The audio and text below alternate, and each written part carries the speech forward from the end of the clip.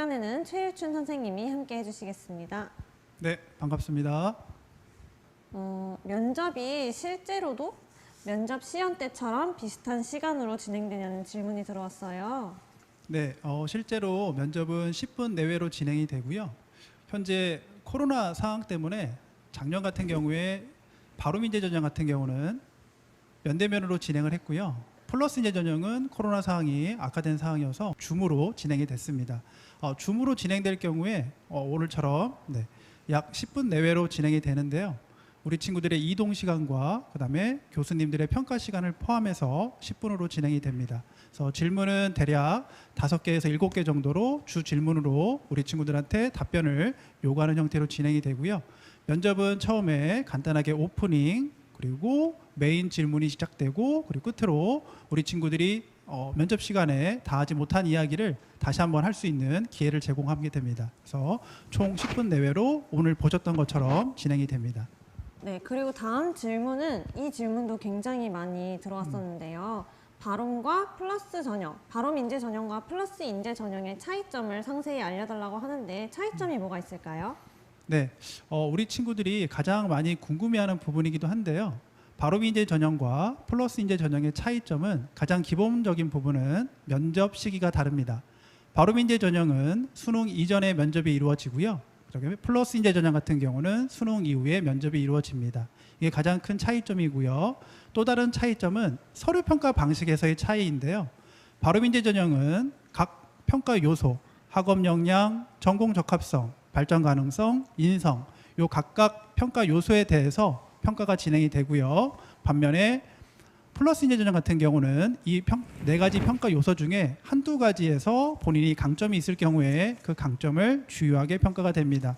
실제로 플러스 인재 전형 같은 경우에 전공 적합성과 학업 역량 부분에서 두드러지게 우수한 성취를 보이고 있는 친구들이 대부분 합격하고 있습니다. 물론 바롬 인재 전형에서도 학업과 전공 적합성이 각각 30점, 30점, 60점 만점에 100점 만점에 60점을 차지하기 때문에 큰 부분을 차지하고 있습니다. 다시 말하면 바롬 인재 전형도 학업과 전공에 대한 부분들을 주요하게 평가하고 있으니 그 부분을 유의하시면 되겠고요.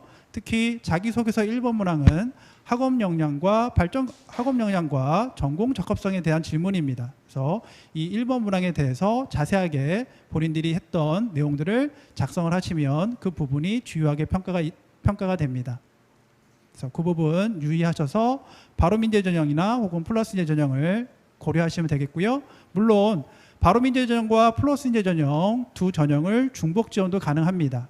그래서 중복 지원했을 경우에는 토탈 6장의 우리가 카드가 있는데 그중에 서울여대에 각각의 전형에 2개의 전형을 지금 지원하는 거기 때문에 남는 장수는 이제 4장이 됩니다. 그래서 우리 친구들이 가지고 있는 자기소개서와 학교생활기록부 내용을 참고하셔서 바롬과 플러스 어떤 전형에 본인이 가장 적합한지를 판단하시고 지원하셔야 좋은 결과를 받을 수가 있습니다. 네, 답변 감사합니다. 다음 질문은 특목고나 자사고의 비율이 궁금하다고 하는데요. 혹시 이 부분에 대해서도 저희가 답변을 얻을 수 있을까요? 네, 서울여대에 지금 현재 지원하고 있는 친구들의 비율을 살펴보면 일반고 학생의 비율이 85%에서 90% 정도 됩니다. 그리고 그 외에 특목고라든지 자사고 학생들 비율이 5에서 한 8% 정도, 전형별로 조금씩 차이가 나긴 하지만 대체적으로 일반고 학생들이 85%를 차지하고 있기 때문에 이 질문한 친구는 아마도 일반고 학생일 것 같은 느낌이 드는데요.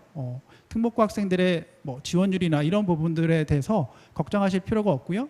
조금 전에 제가 설명드렸듯이 학생부 종합전형에서 가장 핵심적인 부분은 본인이 갖고 있는 진로에 대한, 전공에 대한 탐색 과정과 그 과정을 통해서 본인이 얼마만큼 성장했는지에 대한 부분들이 가장 주요하게 평가가 되고 있습니다. 그래서 그 부분을 유의하셔서 서울여대 지원하시면 되겠습니다. 다음 질문은요. 좀 구체적인 질문인데요. 미술 관련 학과를 생각하는데 본인이 실기가 많이 약한데 그렇다면 어떻게 지원하면 유리할까요? 라는 질문이에요. 네, 서울여대는 미술 실기가 있는 실기 전형과 비실기 전형 2가지 전형으로 나눠져 있습니다. 그래서 비실기 전형 같은 경우에는 바롬 인재 전형에서 산업 디자인, 시각 디자인, 첨단 미디어 디자인 전공에서 학생을 선발하고 있습니다. 조금 전에 우리 친구 질문했던 것처럼 본인이 실기 부분에서 좀 부족한 부분이 있다라면 굳이 실기 전형으로 지원하기보다는 비실기 전형이 있는 바로민재 전형을 지원해 보시는 것도 하나의 방법입니다. 조금 전에 말씀드렸듯이 산업 디자인, 시각 디자인, 그리고 첨단 미디어 디자인 전공에서 학생을 선발하고 있고요. 특별히 올해는 첨단 미디어 디자인 전공이 새로 신설이 됐습니다. 그래서 AR이든지 VR 관련해서 가상현실과 관련해서 본인이 이쪽 분야에 관심이 있다라면 한 번쯤 문을 두드리는 것도 방법이 될 수 있습니다. 특별하게 본인의 학교 생활 속에서 미술, 예체능 계열 쪽에 본인이 관심을 가지고 적극적으로 참여했던 교과 활동이라든지 혹은 진로나 동아리 활동에서 관련된 내용들이 있다라면 충분히 도전해 볼 수 있는 기회가 있습니다. 그래서 그 부분 참고하셔서 지원하시면 되겠습니다. 네, 답변 감사합니다. 다음 질문은 일반 학생부 종합 전형과 SW 특기자 전형의 차이가 궁금하다는 질문인데요. 아마 이 SW 특기자 전형은 SW 융합인재 전형을 말하는 것 같은데 이 두 전형에 대해서 자세히 설명을 해주실 수 있을까요? 네, SW 융합인재 전형은 소프트웨어 융합인재 전형의 약자입니다. 그래서 소프트웨어 관련해서 본인이 관심을 가지고 참여했던 활동들을 중심으로 지원할 수 있는 전형이고요. 특별하게 관련돼서 IT 계열과 관련해서 본인이 활동했던 것들이 있다라면 바로민재 전형에도 물론 IT 계열 학과들을 선발하고 있지만 융합인재 전형에서는 그 부분을 더 주요하게 평가하고 있습니다. 그래서 바로민재 전형이나 그다음에 SW 융합인재 전형 물론 두 전형의 중복 지원이 가능하고요. 다만 경쟁률에서 일정 부분 차이가 있고 그리고 면접 시기가 다릅니다. 바로민재 전형에서의 IT 계열은 수능 전에 면접이 이루어지고요. SW 융합인재 전형 같은 경우는 수능 후에 이루어집니다. 그러다 보니 중복 지원이 가능하고요.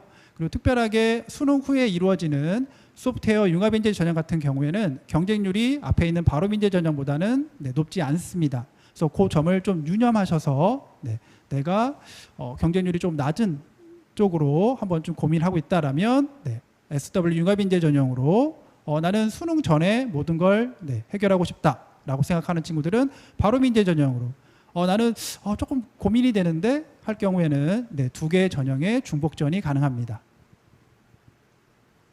네, 그리고 다음 질문은 면접 답변도 생활기록부 관련돼서 답변하는 건가요? 라는 질문인데요. 아마 본인이 면접 질문에 대해서 답을 할 때 그 생활기록부 내에서만 답변을 해야 되는지 그 관련 질문 같아요. 그 내에서만 답변을 해야 될까요? 네, 현재 학생부 종합전형의 면접의 방식은 제출 서류 기반 면접입니다. 우리 친구들이 제출 서류를 어떤 걸 내고 있나요? 학교 생활기록부와 자기소개서를 냅니다. 그러면 다시 말하면 학교 생활기록부와 자기소개서에 나와 있는 내용을 중심으로 면접관이 질문을 할 거고요. 그리고 그 질문에 본인이 답변을 하시면 됩니다. 물론 학교 밖 활동을 통해서 본인의 진로라든지 본인의 관심 분야를 확장해 갈 수도 있습니다. 하지만 면접 장면에서는 학생부와 자기소개서 기반으로 우리 친구들한테 질문을 하기 때문에 가급적이면 학교 생활을 통해서 본인이 성장했던 부분들, 탐구했던 부분들, 그리고 지적 호기심을 가지고 탐색했던 그런 과정들에 대해서 답변을 하면 좋은 결과가 있습니다. 이 점 주의하시길 바라겠습니다. 네, 답변 감사합니다. 다음 질문은 자소서에 어떤 논문을 읽고 탐구한 활동을 써도 될까요? 그러니까 논문이라는 단어, 논문 제목이 들어가면 안 되나요? 라는 질문이고 이분이 또 밑에다가 보고서라는 단어가 자소서에 쓰여도 되나요? 라는 질문을 하셨어요. 보고서나 논문이라는 단어가 자소서에 들어가도 괜찮을까요? 네, 기본적으로 학교 생활 기록부에 관련된 내용이 기록이 되어 있다면 그 내용을 기반으로 자기소개서에 작성하실 수 있습니다. 그래서 특별하게 본인이 수행평가라든지 모든 활동 혹은 교과 수업 시간에 했던 활동들 중에서 발표를 위해서 혹은 보고서를 작성하기 위해서 논문을 참고할 수 있겠죠. 그래서 그 논문에 관련된 내용들을 작성하실 수 있고요. 물론 본인이 교과 수업 시간이나 혹은 동아리 활동에서 보고서를 작성해서 친구들에게 발표를 하고 그 부분에서 본인이 긍정적인 피드백을 받거나 혹은 본인이 생각했을 때 그게 본인의 활동 중에서 가장 의미 있는 활동이라고 생각이 된다면 충분히 자기소개서에 작성하실 수 있습니다. 네, 그럼 다음 질문을 드릴 텐데요. 3학년 때 진로가 바뀌었대요. 그래서 자소서에 쓰고 싶은 활동들이 모두 3학년 활동인데 혹시 이게 불이익으로 작용을 할 수 있을지 질문입니다. 네, 진로가 사실은 1학년 때부터 3학년 때까지 일관되게 하고 있는 친구들도 물론 있겠지만 반면에 1학년 후반부에 혹은 2학년, 3학년 때 어떤 특별한 활동을 통해서 본인의 진로가 변경이 되거나 생각이 확장될 수 있습니다. 그래서 진로에 대한 부분들은 평가자들이 상당히 유연하게 판단하고 있고요. 그리고 전공 결국은 그 진로라는 게 우리 친구가 생각했을 때 지원 학과와 관련해서 얼마나 전공 적합성에 부합한지가 이제 궁금한 부분이어서 이 질문을 했을 거라고 생각이 드는데요. 협의의 의미에서의 전공 적합성을 저희가 보고 있는 것이 아니고요. 본인이 희망하는 대학, 계열 혹은 학과와 관련해서 관심 있는 활동들을 했다라면 그 부분이 충분히 전공 적합성에 부합한 부분들로 평가가 이루어지고 있습니다. 그래서 3학년 때 비록 진로가 바뀌었다 할지라도 그 부분이 1학년, 2학년 본인이 했던 활동들을 통해서 진로를 확장하는 과정이었다면 충분히 그 부분이 평가에 반영이 되고요. 그로 인해서 불이익은 딱히 없습니다. 오히려 1학년, 2학년의 활동을 통해서 3학년에 진로가 명확해지고 그 활동에서 본인이 나름대로 성취 경험이 있다면 그 부분을 높게 평가할 수 있습니다. 네, 그럼 다음 질문 드릴 텐데요. 일반고 3점 중반 정도는 학종으로 어려울까요? 라는 질문인데요. 이런 질문이 굉장히 학생들이 많이 궁금해할 것 같아요. 내 성적으로 학종을 쓸 수 있을지, 이 정도 성적이면 학종으로 어려울까요? 아니면 괜찮을까요? 네, 사실은 학생들과 학부모님들이 가장 궁금한 부분이라고 생각이 드는데요. 본인의 교과 성적, 내신 성적이 어느 정도 되는데 이 성적으로 서울여대를 지원하고 사실 지원하는 게 목적이 아니라 최종 합격하는 게 목적이라고 생각이 드는데요. 평가를 할 때 단순히 교과 내신에 대한 부분들을 가지고 그 부분을 주요하게 평가하지는 않습니다. 다시 말하면 교과 내신은 본인의 학업 성취에 대한 부분일 겁니다. 그런데 평가자들은 여러분들의 학업 성취보다 더 궁극적으로 보고 있는 게 있습니다. 그게 뭐냐면 지적 성취입니다. 교과 성취가 높다고 해서 우리 친구들이 지적 성취가 높다라고 저희는 판단하지는 않습니다. 결국은 그 교과 내용들을 가지고 스스로 호기심을 가지고 탐구해보고 그리고 그 부분에서 심층적으로 무언가를 알아가는 그 시간을 통해서 지적 수준을 향상하는 부분들을 고려해서 평가가 이루어집니다. 그래서 조금 더 쉽게 말하면 본인이 관심 있어 하는 분야에 호기심을 가지고 그 호기심을 해결하기 위해서 나름대로 계획을 세우고 실천해서 본인의 것을 만들어가는 그 과정을 통해서 지적 성취 수준이 어느 정도인지를 판단해서 평가가 이루어지는 거고요. 학업 성취는 자료들이 많이 나가 있지만 그 부분은 우리 친구들이 지원할 때 조금 더 자료를 가지고 바탕으로 지원할 수 있도록 도움을 주기 위해서 나가 있는 자료인 거고요. 실제로 서울여대는 2.5등급에서 4.5등급에 해당되는 친구들이 가장 많이 지원하고 있고요. 그리고 실제로도 가장 많이 합격하고 있는 학교입니다. 근데 중요한 부분은 조금 전에도 말씀드렸듯이 교과 성적이 아니라 지적 성취 수준을 지난 3년 동안 나름대로 본인의 노력을 통해서 얼마만큼 성취 경험이 있고 그 성취 경험을 통해서 대학에 들어왔을 때 얼마나 발현할 수 있을지 그 부분을 주요하게 보고 있습니다. 그래서 이 점 꼭 기억하시길 바라고요. 단순 내신만 가지고서 판단하지 않는다는 것을 다시 한번 강조드립니다. 네, 답변 감사합니다. 다음 질문은요. 기독교 학과 지원을 희망하는 학생인가 봐요. 기독교 학과를 지망하는데 생기부에는 종교 관련 내용이 없습니다. 그렇다면 자기소개서에 다른 활동 내용을 적어도 괜찮을까요? 라는 질문인데요. 네, 사실 이제 미션 스쿨이 아니다 보면 학교 내에서 관련된 활동을 하기가 쉽진 않습니다. 교과도 없지요. 그리고 관련돼서 특별하게 활동들을 하기 좀 어려운 부분들은 있습니다. 하지만 본인이 기독교 학과에 관련돼서 소명의식이 있고 그 소명의식을 확장해 가기 위해서 진로라든지 동아리 활동에서 일정 부분 그런 활동들을 할 수 있을 거라고 생각이 들고요. 그리고 특별하게 독서 활동을 통해서 본인이 기독교학과 관련된 내용들이 있다라면 그 부분을 충분히 어필할 수도 있습니다. 물론 교과 수업 시간에 윤리와 사상이라든지 사회문화라든지 이러한 교과목에서 본인이 나름대로 단순 기독교 어떤 종교적인 내용들을 가지고서 본인이 모둠이라든지 보고서 혹은 발표 활동도 할 수 있지만 기본적으로 인간에 대한 관심 그리고 본인이 갖고 있는 어떤 소명을 나눌 수 있는 실천의 노력, 배려와 나눌 수 있는 어떻게 보면 이제 인성적인 측면인데요.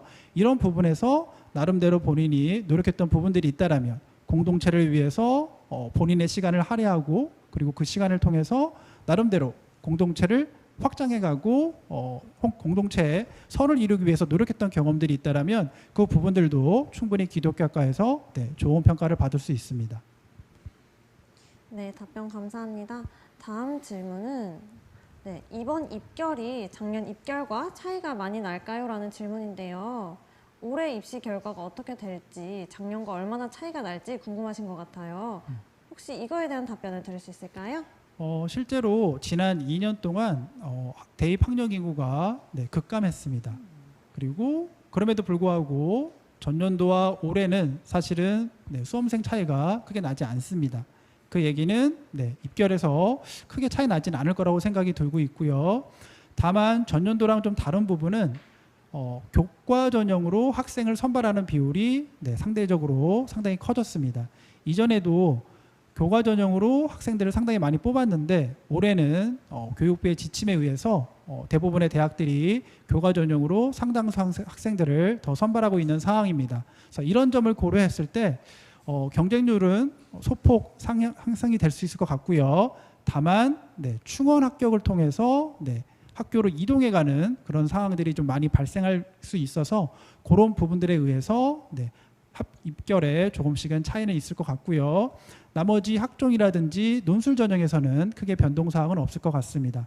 다만 서울여대는 전년도에 교과 전형과 논술 전형에 수능 최저 학력 기준이 있었는데 전년도보다 수능 최저 학력 기준이 완화됐습니다. 그래서 이런 부분들은 수능 최저를 맞출 수 있는 학생의 비율이 소폭 상승될 수 있는 여지가 있는데요.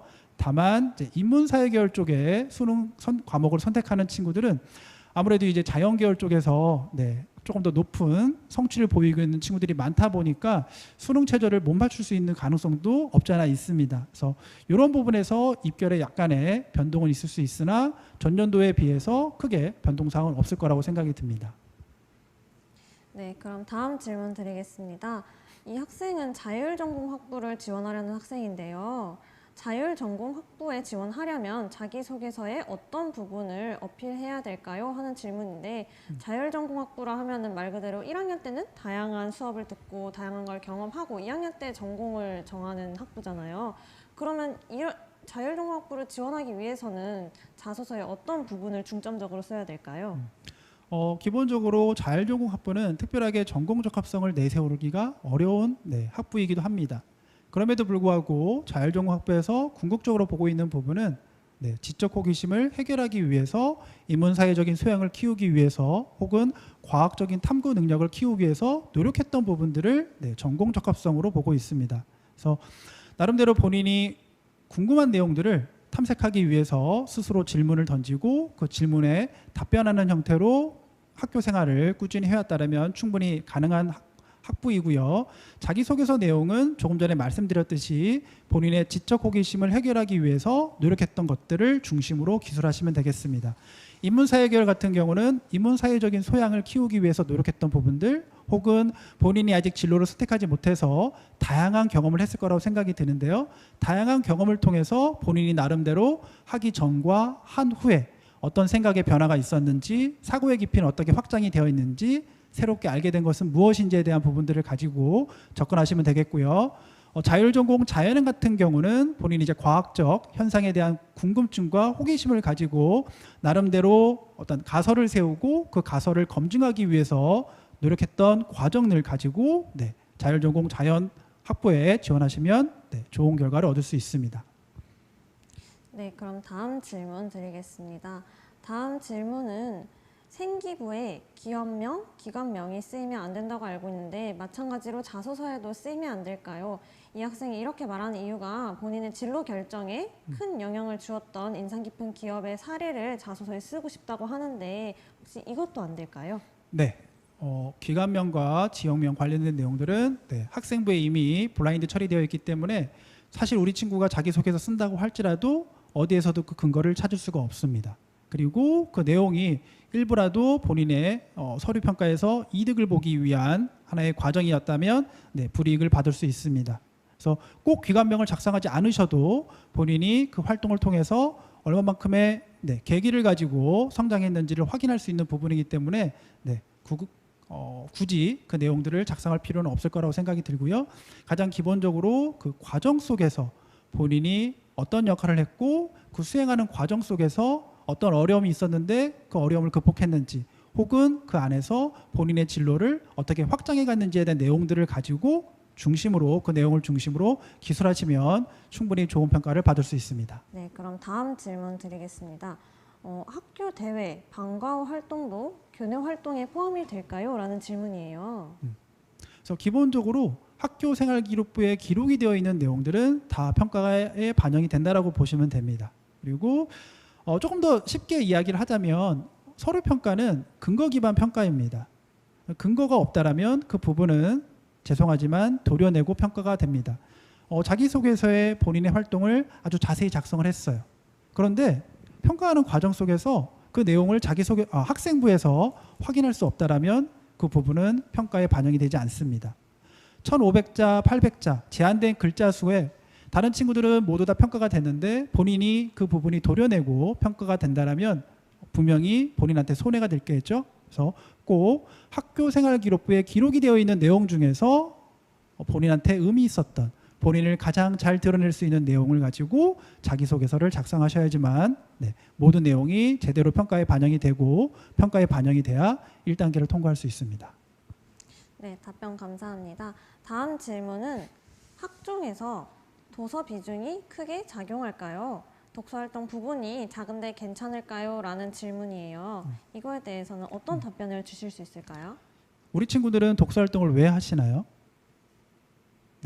이게 가장 기본적인 질문이라고 생각이 듭니다. 독서활동을 통해서 우리는 무엇을 얻나요? 교과 수업 시간에 혹은 비교과 활동을 통해서 본인이 궁금한 내용들이 있었을 거예요. 물론 친구들이라든지 옆에 있는 선생님한테 내용들을 질문하고 답변을 가질 수도 있습니다. 하지만 그러지 못한 경우들이 좀 상당히 많죠. 그럴 경우에 우리가 좀 더 수월하게 접근할 수 있는 방법이 독서활동이라고 생각이 듭니다. 그리고 독서활동은 이 내용은 사실은 본인의 생각이 아니에요. 하지만 책을 읽다 보면 그 저자의 생각과 이야기가 어느 순간 내가 적용해보고 나의 생각으로 바뀝니다. 그 이야기는 본인이 궁금했던 내용들을 확장해 가는데 독서활동이 매우 중요하고요. 그리고 독서활동을 통해서 본인의 사고의 깊이를 넓혀갈 수 있습니다. 이 내용은 자기소개서를 작성할 때도 본인의 내용들을 좀 더 깊이 있게 자기소개서를 작성할 수 있도록 도움을 줄 뿐만 아니라 면접 장면에서도 본인의 생각을 조금 더 수월하게 표현할 때 독서활동이 큰 의미를 갖고 있습니다. 그래서 독서활동의 항목이 점점점 줄어들고 또 2024학년도부터는 독서활동이 포함이 되지 않지만 결국은 여러분들을 성장시키고 여러분이 관심 있어 하는 진로 혹은 전공과 관련해서 깊이 있는 탐색을 할 수 있는 좋은 방법 중에 하나입니다. 그래서 독서활동은 평가가 되지 않는 것 같지만 상당 부분 평가에 반영이 되고 있다는 것을 다시 한번 말씀을 드립니다. 네, 다음 질문은 이공계열을 지망하는 학생인데요. 선택 과목에서 물리를 선택하지 않은 것이 전공 적합성 평가에 있어서 많은 영향을 주는지 궁금하다는 질문입니다. 아마 전공 적합성 평가 기준이 어떻게 되는지 궁금한 학생인 것 같아요. 영향을 많이 미칠까요? 일단 서울여대 입장에서는 물리학 과목을 이제 수강을 했다고 해서 그 부분에 대해서 유불리가 있지는 않습니다. 본인이 관심 있는 분야, 특히 이제 IT 계열 쪽에 예를 들어서 관심이 있어서 본인이 나름대로 물리학 1, 물리학 2를 수강을 하고 그 안에서 나름대로 성취 경험이 있다라면 그 부분이 평가에 반영이 되겠지만 또 예를 들어서 학교에서 개설이 됐을 경우에는 본인이 수강할 수 있지만 개설이 되지 않았을 경우에는 또 수강할 수 없는 부분들도 있겠죠. 그래서 반드시 물리를 수강했다고 해서 가점이 있고 물리학을 수강하지 못했다고 해서 불리하지는 않습니다. 다만 본인이 그 교과를 선택했을 때 나름대로 성취 경험을 가지고 본인의 진로를 확장해 가고 그 확장했던 과정이 본인이 지원한 학과 혹은 본인에게 의미 있었다고 판단이 됐을 경우에는 자기소개서 작성하시면 그 부분은 또한 평가에 반영이 됩니다. 네, 그럼 다음 질문 드릴 텐데요. 고른 기회 전형과 농어촌 전형이 지원 자격 이외에 혹시 다른 점이 있는지 하는 질문인데요. 고른 기회 전형에는 지금 서울여대는 3가지로 좀 나눠져 있는데요. 고른 기회 전형 안에 기초생활 수급자 외, 그리고 농어촌 학생, 특성화 고교 졸업자 전형, 이렇게 3가지로 구분이 되어 있고요. 고른 기회 기초생활 수급자 외 전형에 농어촌 학생 자격 조건이 전년도에는 없었는데 올해 새롭게 들어왔습니다. 다시 말하면 고른 기회 전형에 기초생활 수급자 외 전형에 농어촌 자격을 갖고 있는 학생이 지원할 수 있고요. 마찬가지로 고른 기회 농어촌 학생 전형에 농어촌 학생이 또 지원할 수 있습니다. 다시 말하면 2개의 전형에 각각 지원할 수 있습니다. 그래서 농어촌 자격 조건이 있을 경우에 기초생활 수급자 외 전형 그리고 농어촌 학생 전형에 지원할 수 있습니다.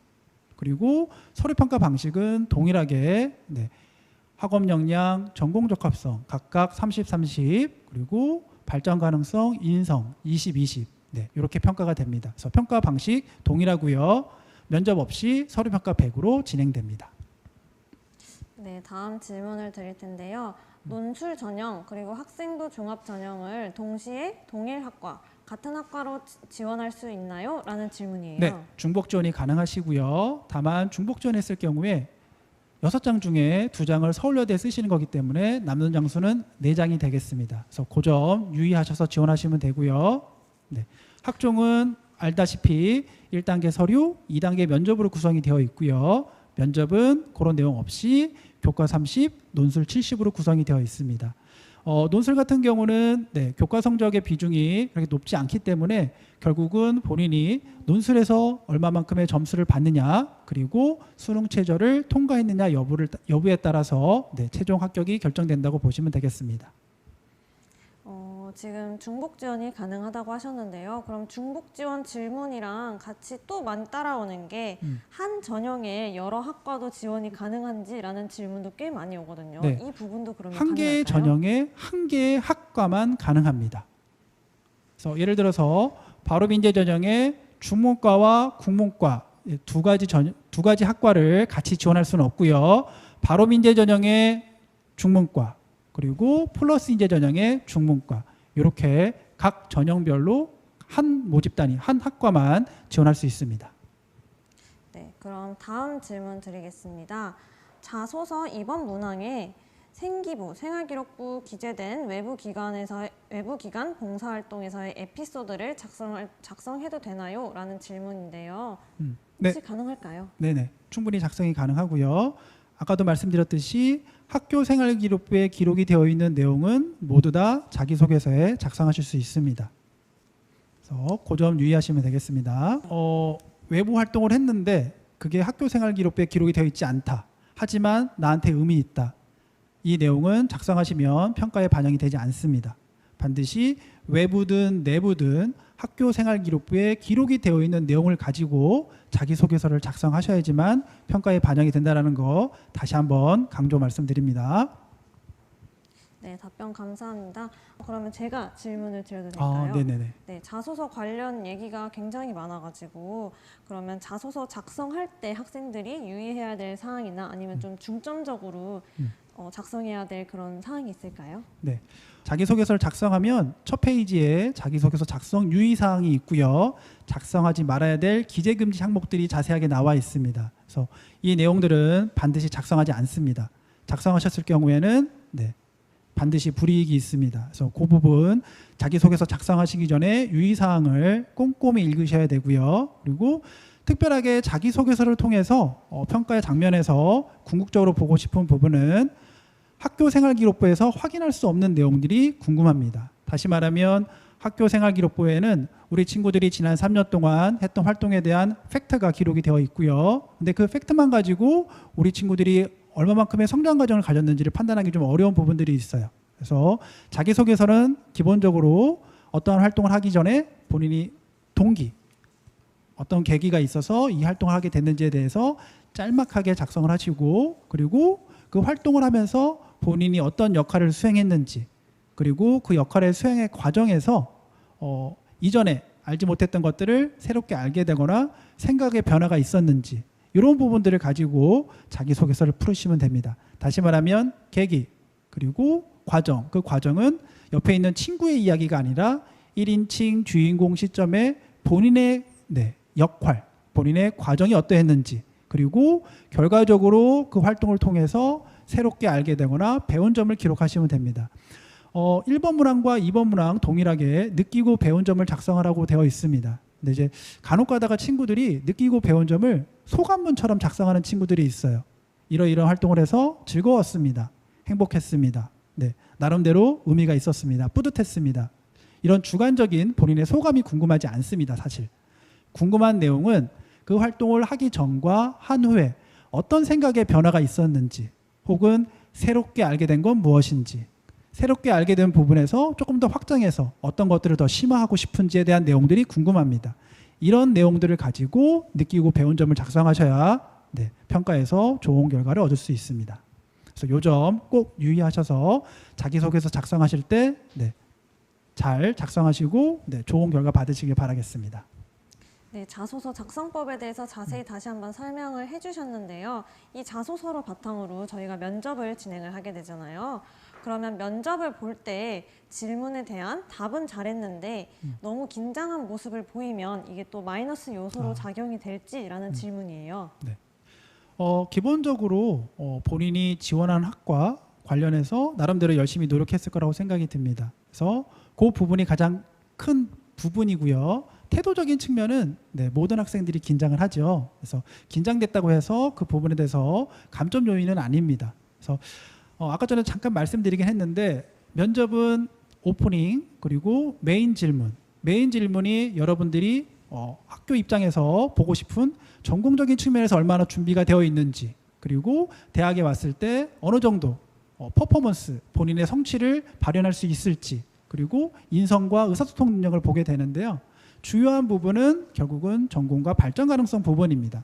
다시 말하면 메인 질문에서 본인이 충분히 본인의 생각을, 본인이 했던 활동들을 어필할 수 있으면 되고요. 그리고 끝으로 클로징 질문을 합니다. 조금 전에 우리 시연에서 봤듯이 못다한 이야기를 할 수 있는 시간을 주는데요.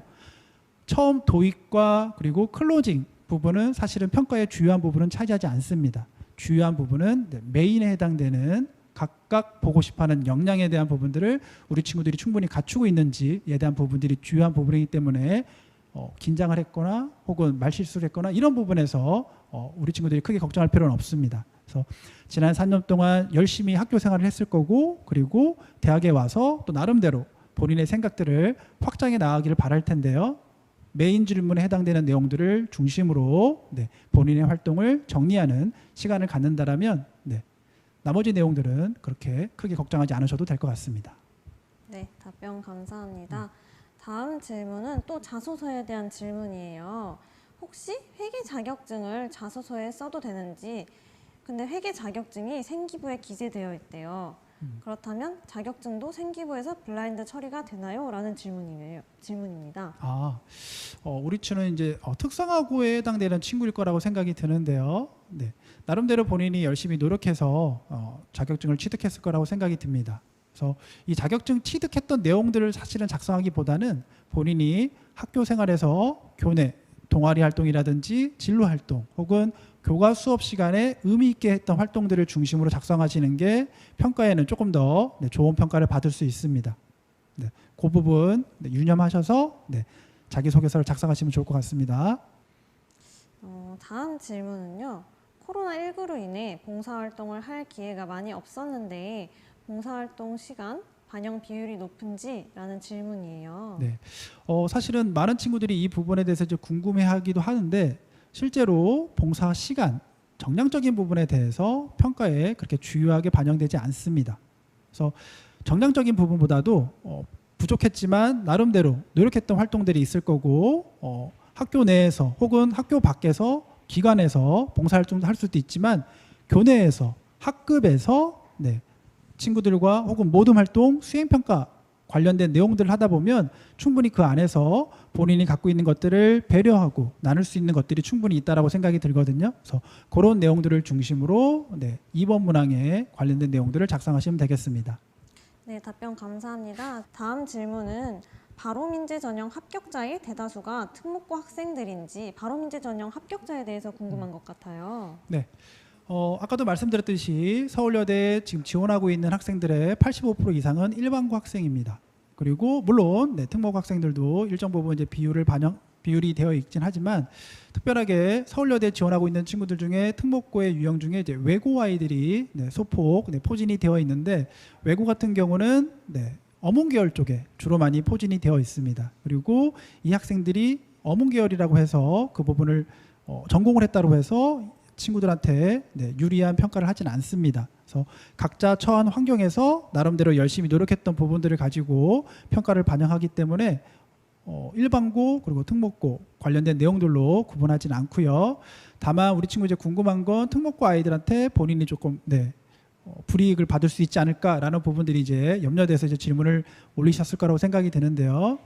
서울여자대학교 입학처 홈페이지에 들어가시면 네, 관련된 입결 자료들이 올라가 있습니다. 그리고 입결 자료들 쭉 보면 네, 3포도로 합격자 내용들이 자세하게 올라가 있는데요. 기본적으로 5등급 이내에 있는 친구들은 네, 일반고 학생이고요. 5등급 이상 넘어가는 친구들은 네, 외고나 특목고 학생이라고 보시면 되겠습니다. 근데 그 비율은 네, 그렇게 많지 않기 때문에 내용을 보시면 충분히 확인이 가능하실 겁니다. 네, 그럼 다음 질문 드리겠습니다. 학종 전형에서 자소서가 합격률에 미치는 영향이 어느 정도가 될까요? 생기부와 면접이 더 중요할 것 같기도 해서요. 라는 질문입니다. 네. 우리 친구가 이미 잘 알고 있네요. 네. 학생부가 가장 중요합니다. 학생부가 가장 기본 서류인 거고 학생부 내용을 부연 설명하는 의미에서 자기소개서가 필요한 거고요. 그리고 자기소개서를 통해서 아까 얘기했듯이 학생부에서 확인할 수 없는 부분들 본인이 그 활동을 하면서의 역할 그리고 하고 나서의 느끼고 배운 점이 무엇인지에 대한 부분들을 확인하는 차원에서 자기소개서를 받고 있는 상황입니다. 그래서 학생부가 메인이라고 보시면 되고요. 학생부 내용을 기반으로 자기소개를 작성하셔야 됩니다. 물론 학생부와 자기소개서가 유기적으로 네, 평가에 반영이 된다라고 좀 말씀을 좀 드리도록 하겠습니다. 그리고 결국 면접도 학생부와 자기소개서 기반으로 진행이 되기 때문에 가장 기본 서류는 학교생활기록부이고요. 학교생활기록부가 여러분의 지난 3년 동안 네, 여러분들의 정체성을 보여주고 있는 부분이고 전공과 관련해서 학업과 관련해서 혹은 대학에 와서 얼마나 발전할 수 있을지 또는 네, 학급 내에서 혹은 교내에서 얼마나 인성적으로 성장했는지에 대한 부분들은 학교생활기록부 그리고 부연해서 자기소개서를 가지고 평가가 진행이 되고 있습니다. 네, 그럼 이제 다음 질문 드리겠습니다. 바롬 전형과 바롬 인재 전형과 플러스 인재 전형을 같이 지원했을 경우에 바롬 인재 전형에서 먼저 합격을 하게 되면 플러스 인재 전형에서는 자동으로 제외되는지 즉 불합격되는지 질문 같아요. 네, 전혀 그러지 않고요. 각각의 전형은 개별 전형으로 네, 독립적으로 평가가 이루어집니다. 그래서 바롬 인재 전형에 이미 합격했다고 해서 플러스 인재 전형에서 불합격 처리하지 않습니다. 네, 그리고 블라인드 평가가 진행이 되기 때문에 그 내용들을 확인하기가 어렵습니다. 그래서 각각 바롬 인재 전형, 플러스 인재 전형 각각 평가가 이루어지고요. 예를 들어서 본인이 바롬 인재 전형에 합격을 했다라면 네, 플러스 인재 전형에 면접에 올지 말지는 이제 본인이 물론 이제 1단계를 통과해야겠지만 그 부분도 이제 본인이 판단하에 진행할 수 있도록 네, 하고 있습니다. 그래서 그 부분은 네, 특별하게 걱정하지 않으셔도 될 것 같습니다. 특성화고를 다니는 학생인데 3학년 올라와서 진학으로 바꿨는데요. 그래서 생기부 내용이 부족한 부분이 많을 것 같아 걱정이 많은데 혹시 이 부분에 대해서 혹시 조언해 줄 만한 말이 있을까요? 본인이 취업에 포커스를 맞추고 있었다 할지라도 학교 생활은 또 했을 거라고 생각이 듭니다. 그래서 교과 활동이라든지 비교과 활동에서도 충분히 그런 내용들이 녹여져 있다라면 네, 충분히 가능할 것 같고요. 그리고 취업을 생각하고 있었다 할지라도 나름대로 본인의 진로를 탐색하기 위해서 노력했던 과정들이 학교 생활 기록부에 기록이 되어 있을 거라고 생각이 듭니다. 그래서 부족하다고 생각하지 마시고 본인이 가지고 있는 자원을 가지고서 충분히 네, 어필할 수 있고요. 학생 생기부가 조금 부족하다 할지라도 자기소개서에 본인이 의미 있게 했던 활동들을 네, 찾으셔서 그 내용들을 자기소개서에 꼼꼼히 풀어내신다면 그 부분들이 충분히 네, 평가에 반영이 될 수 있습니다. 그래서 그 부분 유의하시면 되겠습니다. 네, 답변 감사합니다. 그러면 이 질문을 마지막으로 이쯤에서 마무리를 해야 될 것 같은데요. 혹시 추가적인 문의사항이 있다면 서울여대 입학처 홈페이지에 Q&A 게시판 혹은 전화 문의를 주시면 저희가 친절히 답변 드릴 테니까 아쉬워하지 말아주시고요. 2022학년도 수시에 많은 도움이 되었으면 하길 바라며 여기서 마무리하도록 하겠습니다. 감사합니다. 감사합니다.